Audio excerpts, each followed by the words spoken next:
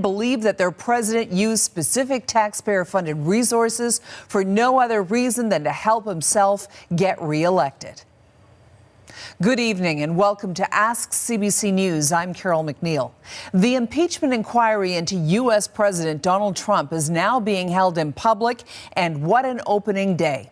The president is accused of withholding military and security aid to Ukraine until the president of Ukraine agreed to investigate members of the Biden family, Joe Biden being a potential political competitor to Donald Trump in 2020. Well, today, the current ambassador to Ukraine testified, Bill Taylor. The committee and the world also heard from George Kent, who is the Assistant Deputy Secretary for European Affairs.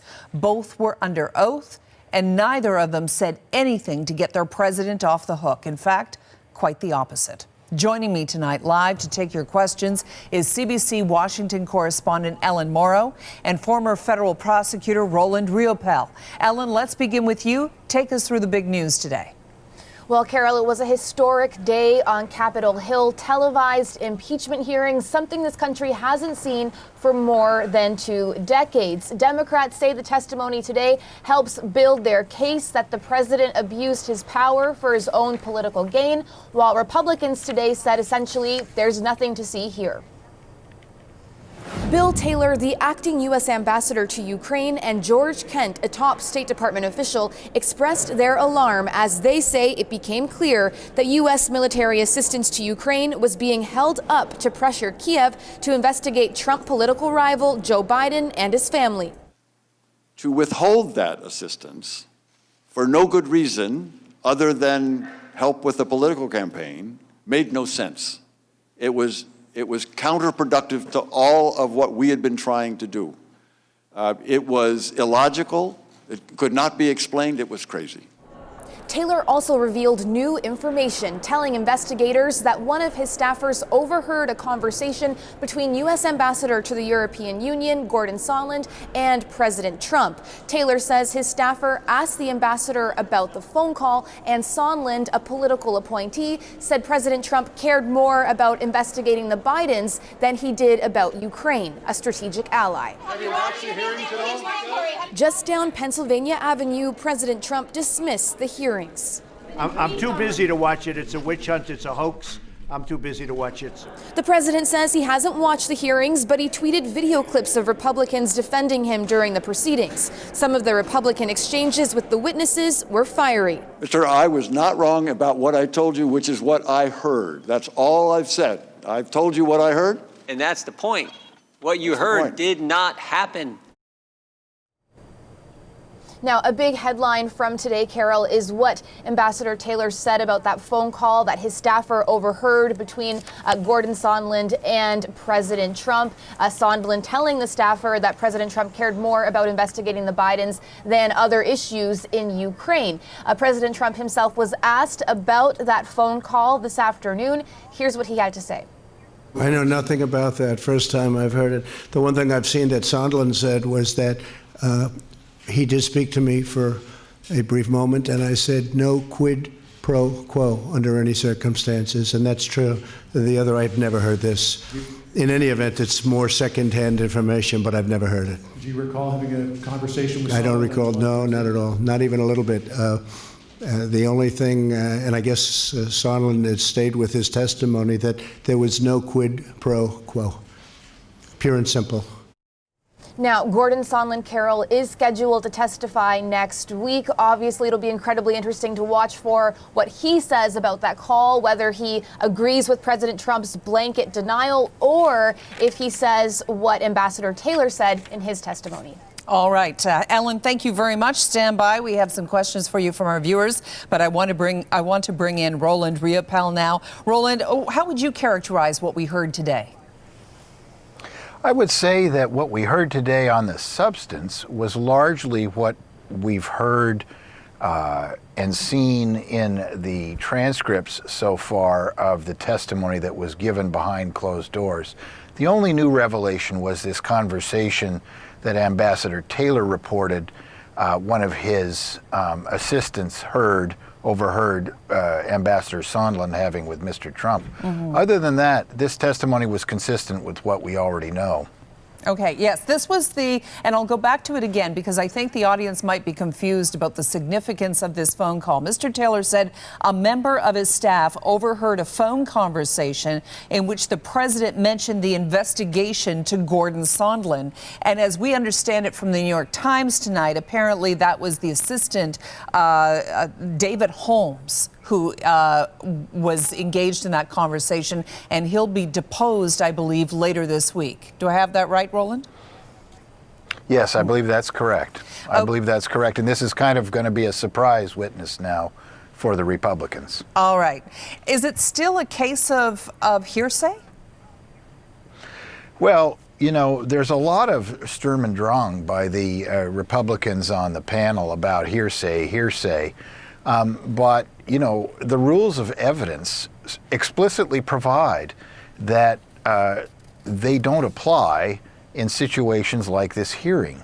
So to go on about hearsay is really kind of a red herring here. The rules of evidence, including the hearsay rule, don't apply in these hearings. So witnesses are free to testify to what they heard others report to them. Now, you know, sure, you can argue that a secondhand knowledge is less persuasive than a testimony from a direct witness. But to go on about hearsay and how this evidence should be ignored is to ignore, in fact, the rules of evidence themselves. And that's just misleading by the Republicans. I want to remind viewers who are streaming tonight's panel live on CBC News Facebook, YouTube, and Twitter that we are taking your questions live tonight. But our first question is a clip from the streets of Toronto. Take a listen. I'm not sure at what point it's going to get to before they'll actually decide that they would go through with an impeachment and what it's going to take to actually impeach him. Ellen, when can we expect the House to go through with an impeachment vote? Well, the timing here, Carol, is a little bit fluid. We know that there are going to be more appearances, more public televised testimony happening on Capitol Hill next week. That was announced last night. So that'll be 8 other witnesses coming forward next week. We're also going to hear from the former U.S. ambassador to Ukraine, Marie Yovanovitch, on this coming Friday. It remains to be seen whether we'll see further public hearings after that point. Congress does have a recess for American Thanksgiving at the end of the month. So again, there's a lot that could happen, could change here, but the speculation is that we could see a vote on articles of impeachment in the House of Representatives, which is controlled by the Democrats, at some time before Christmas. That could, if impeachment passed in the House, that could set the stage for a trial on impeachment in the Senate in January. Remember, this is how it works. Impeachment passes the House, then it goes to the Senate for a trial, and then it's essentially up to senators of whether or not they're going to remove a president from office. Now, sort of a spanner in the works here is the Democratic nomination process for their presidential nominee. There are an awful lot of senators running for that nomination. Primaries really get underway in the early part of next year. So the Democrats likely are going to want to have this trial, if it gets to that point, wrapped up likely before February, before their primary process really gets underway, Carol. Okay, so that's the process. Answer to the question. Roland, what kind of evidence will it take to impeach? The evidence that we know from the transcripts of the testimony so far is clearly adequate to support articles of impeachment. And President Trump has continued to obstruct the congressional process by ordering witnesses not to testify and by refusing to produce documents and the like. That itself can be an article of impeachment, as it was for President Nixon. So there's already evidence in the hopper that's adequate to support articles of impeachment. I think this testimony that we're hearing now in public is an attempt by the Democrats to sway the public in favor further of impeachment. The further the public goes in favor of impeachment, the more likely it is that there will be a favorable vote to remove the president from office in the Senate. It's really a battle for the public will at this point. John on Facebook writes, I still don't see what is wrong with this. Every politician asks another for favors. Roland? Yeah, there's a whole lot wrong with this. John is mistaking ordinary ward healer type politics with diplomacy. In the context of diplomacy, it is absolutely wrong for any politician to request a favor from a foreign nation that benefits the politician himself and not his country. And in fact, the laws about campaign finance here in the United States absolutely prohibit a politician from soliciting from a foreign nation support in connection with a politician's election. And that is exactly what President Trump did here. He violated the campaign finance laws by requesting the support of Ukraine for President Trump's election in 2020 by getting the announcement of an investigation of Senator Biden or Vice President Biden and his son. That will benefit President Trump in 2020 if it was announced, and therefore it was a violation of the campaign finance laws, and it was certainly a violation of any sort of diplomatic propriety, as you saw Ambassador Taylor say today before the cameras. And Ellen, getting that announcement on CNN was an important part of the puzzle. That's right.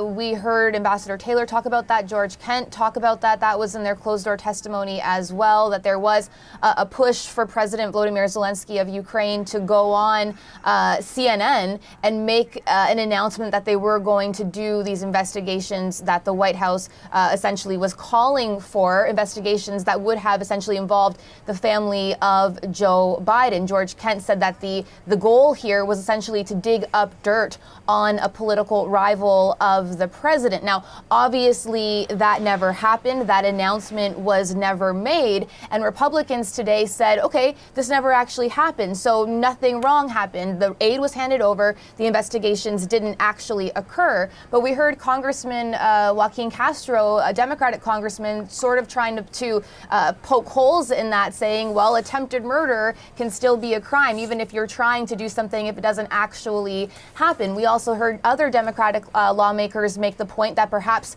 these nefarious things didn't happen because they knew the whistleblower report was going to come out. Okay. Ellen and Roland, stay where you are. We have a ton of questions coming in, so we're going to take a break. We'll be back in a moment with more questions from our viewers on today's testimony. By the way, we're streaming tonight's panel live on Facebook, YouTube, and Twitter. Leave your questions and comments on those platforms or tweet me directly at Carol McNeil. We'll be back in a moment.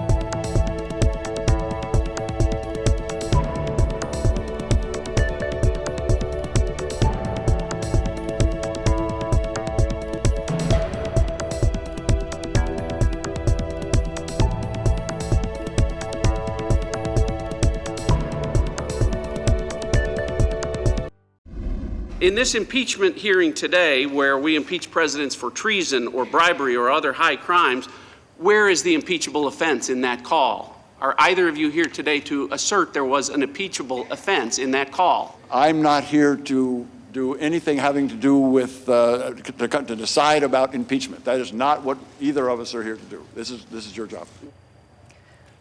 Republicans were quick to shut down claims that President Trump abused his power in his conversations with Ukraine. The first day of public testimony wrapped up after two high-level diplomats gave their version of events. As for Trump, he says he didn't watch any of the hearings and once again referred to it as a witch hunt and a hoax. After today's testimony, the head of the House Intelligence Committee, Democrat Adam Schiff, spoke to the media. For Democrats like Schiff, there is a lot at stake. They need to move public opinion on whether the president's behavior was wrong beyond partisan lines. They want to convince key moderate Republicans that the president did something wrong and should be removed. That's why they are characterizing this impeachment process as a fact-based investigation rather than a partisan witch hunt, as the president and his supporters have suggested. We don't expect the facts are largely going to be contested. There wasn't much of an effort by the Republicans today to contest these facts.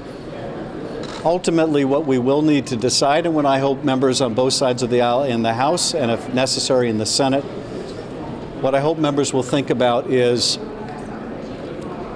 what do these facts mean for the future of our country? What do these facts mean in terms of what Americans should expect from a president of the United States? Are we prepared to say that asking a foreign nation now to intervene in our elections is something that is a perk of the office of the presidency? Are we prepared to say that conditioning taxpayer-funded military assistance to an ally that is fighting a fight in which we have a deep stake is also now a perk of the office of the presidency?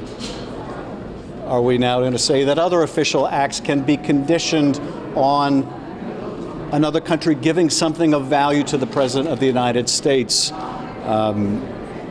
Is just now going to be the new normal for the President of the United States? I don't think we can allow that to be the new normal, acceptable in any way, shape, or form, or it will not only permit this president to seek other ways to bring about interference in our election, but it will invite future presidents to do the same. So we have some very difficult questions to answer at the end of the day about what these facts require us to do, but you will be hearing shortly from other witnesses who I think will corroborate much of what you heard today. A lot of questions coming in. Let me introduce you once again to the professionals here at CBC, and also Roland Riopal, former federal prosecutor, taking your questions tonight. Washington correspondent Ellen Morrow. Ellen, you know, we're getting a lot of questions from people along this line. Irina Prihara on Facebook asking, will the impeachment inquiry extend to other wrongdoings by Trump, or will it only look at the Ukraine case?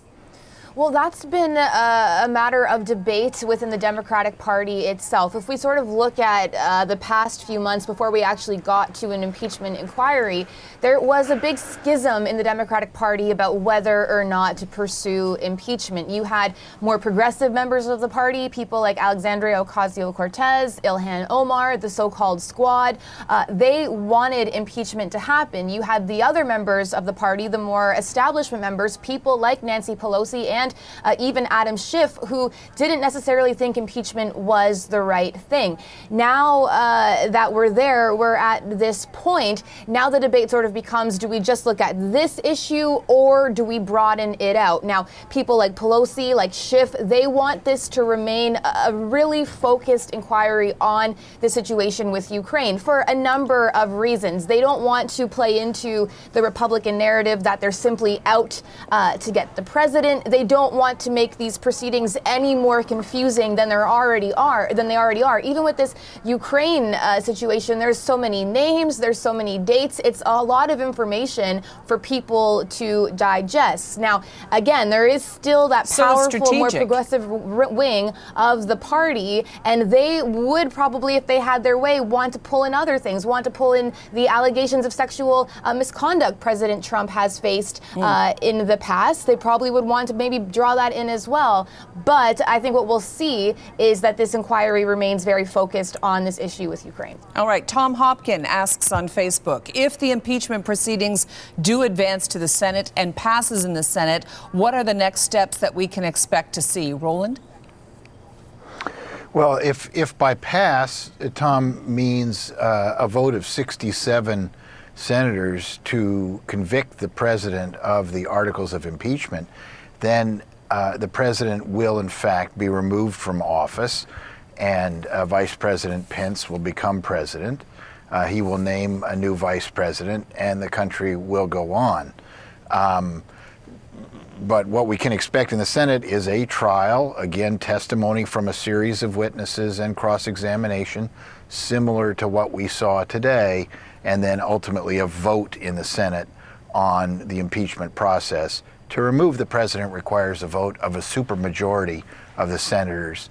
That would require a vote of 67 senators, which seems like a long shot in the present political atmosphere. Well, Coleman Dean on YouTube is asking, at what point will public support for impeachment of the president be sufficient to flip the Senate on impeachment? I mean, it's a subjective answer, I know, but Roland, you want to take a crack at that?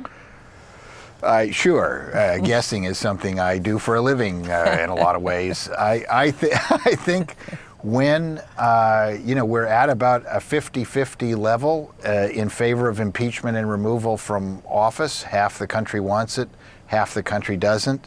I think if we got to the point where there was 65% of the country shown in the polling wanted the president removed from office, I think enough moderate Republican senators would buckle that there'd be a real chance he'd be removed. Well, Pamela Knox is asking by email, Ellen, I'm wondering why some Republican politicians don't come out against Trump. I'm sure there are many of them, she says, who have ideals and integrity.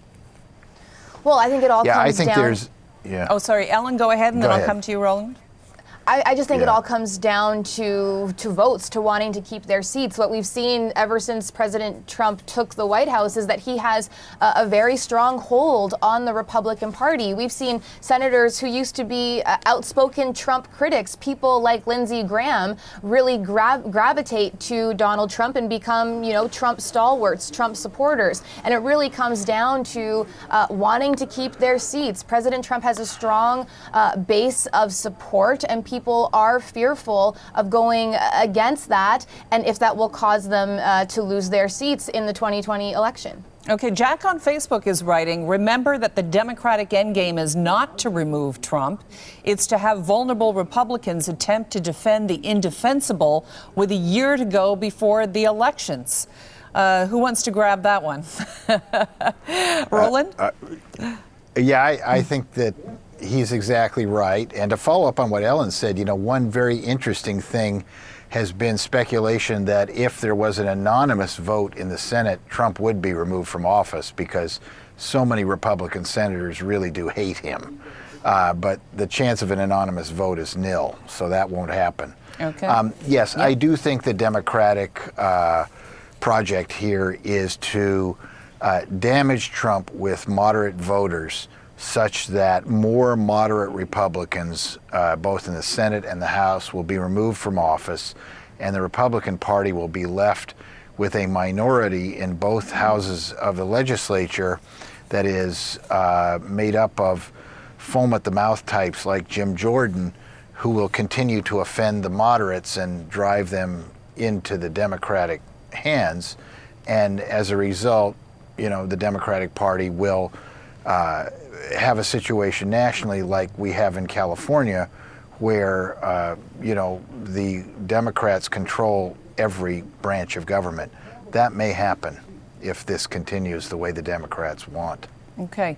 The fact that, Stan on Facebook writing, the fact that Trump and his gang have not released the full unedited transcript of the phone conversation is already an undeniable admission of guilt. Ellen, what has Trump's team released? What have they withheld?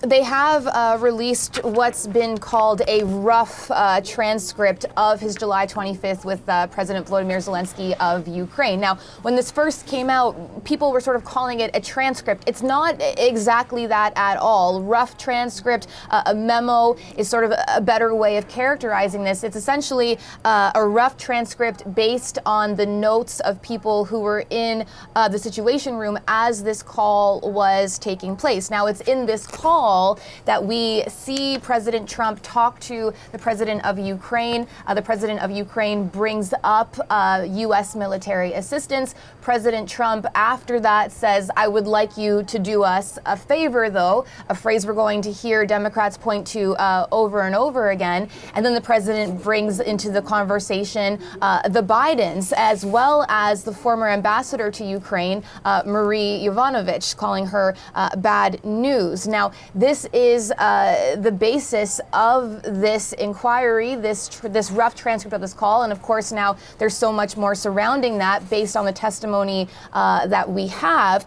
But there are interesting points about this transcript, a rough transcript. One of the people who's testified behind closed doors is Lieutenant Colonel Alexander Vindman. He is the National Security Council Ukraine expert. And he said that within this call, there are ellipses. And we were wondering, what's been left out of this call? Has anything been left out of this call? Vindman has testified behind closed doors that important, crucial words and phrases were left out. A part where he says President Trump references there being tapes of Joe Biden talking about corruption in Ukraine, a part where Zelensky, according to Vindman, talks about Burisma. That's the company that Hunter Biden was working for in Ukraine. So that question is right. There are questions about what could have been left out of this transcript. Okay, and we're getting a lot of questions on what would happen if he is impeached, prosecuted. I'm going to run through a bunch of them, and then Roland, I'll ask you to comment on this. Can President Trump be prosecuted as a civilian if he is removed and impeached? Dylan Valentine on YouTube asking, if Donald Trump is impeached, will he be able to run in 2020? Bev McIntyre on Facebook asking, if President Trump is impeached but not removed, how does he govern? So how does all of this work? Okay, so if President Trump is impeached and removed from office, he becomes an ordinary citizen like the rest of us. And yes, he would then be subject for prosecution for any crimes he committed while in office. And the viewership may recall that President Trump is in fact named as individual one in the campaign finance violations to which his former counsel, Michael Cohen, pled guilty. So that would be a ready-made case to bring against President Trump the day after he leaves office, if he does leave office. The second question, I believe, was, if Donald Trump is impeached, President, will he be able to run in 2020? If he's removed from office, the answer is no. If he's merely, if the House votes articles of impeachment, yes, he can run for office. Voting the articles of impeachment will damage him politically, perhaps, but unless he's removed from office, he can run again in 2020. And if President Trump is impeached, not removed from office, how does he govern?